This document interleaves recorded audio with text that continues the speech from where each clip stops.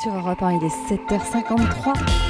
Et comme tous les matins du lundi au mercredi, c'est Anne Romanoff pour son billet rouge vif. Bonjour Anne. Bonjour Maxime, bonjour Christine, bonjour à tous. Ça y est, Bonjour Anne. c'est parti pour la période des vœux. Pendant un mois, on va entendre des centaines de fois « Bonne année, merci, vous aussi !» Et avec ça, qu'est-ce que je vous mets ? Et surtout la santé. En décembre, on s'offre des cadeaux. En janvier, vu qu'on est ruiné, on transmet ses vœux, ça ne coûte rien. François Hollande, Angela Merkel, eux aussi ont cuisiné leurs vœux sur le plat et c'était pas tout à fait pareil. François Hollande, ses vœux, en résumé, c'était « C'est dur, mais ça va peut-être aller mieux ». Alors qu'Angela Merkel a dit ça va être très dur et ça ne va pas du tout aller mieux.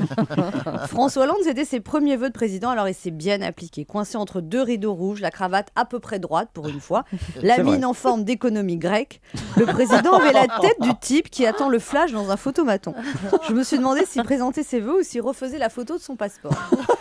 Alors le président a dit qu'il voulait inverser la courbe du chômage d'ici un an. Ça sent la résolution de nouvelle année. Moi aussi, le 31 décembre, je dis des trucs comme ça. J'ai acheté un rameur et je vais en faire 3 fois par semaine. Oui, bien sûr. Et dans 3 semaines, le rameur, je vais le descendre dans la cave parce qu'il prendra la poussière. Sinon, le président a déclaré « Cette marche en avant ne s'est pas faite sans soubresaut ni contretemps ». Ça, c'est un mot utilisé avec son patron. Par exemple, quand on fait une erreur dans son boulot, « Non, mais c'était un soubresaut ». Ou avec son banquier, « Non, ce découvert, c'est un contretemps ».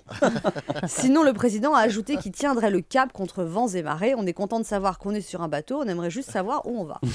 Pendant ce temps, en Allemagne, Angela Merkel, charmante comme un matin de novembre dans une maison d'arrêt, a déclaré « La crise est loin d'être surmontée, l'environnement économique sera plus difficile en 2013 ». Ce qui est bien avec Angela, c'est qu'on ne peut pas l'accuser d'enjoliver la situation. L'Allemagne étant le pays d'Europe qui se sort le mieux de cette crise, qu'est-ce que ça serait si Angela était la présidente de la France ? À quel genre de vœux on aurait eu droit ? La France est perdue cette année, les gens désespérés se pendront, des pluies de grenouilles vont s'abattre sur nous. Mais je vous souhaite une bonne année. Non, la nouvelle année, en fait, c'est affronter les problèmes. Ainsi, moi, ce matin, armée de courage, je suis montée sur la première fois sur ma balance depuis 15 jours. Et là, un cri déchirant a résonné dans ma salle de bain. Non ! Mais pourquoi ?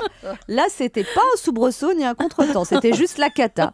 Comme Angela, j'ai dit que ça allait être très dur. Comme François, j'ai promis d'inverser la courbe de mon poids.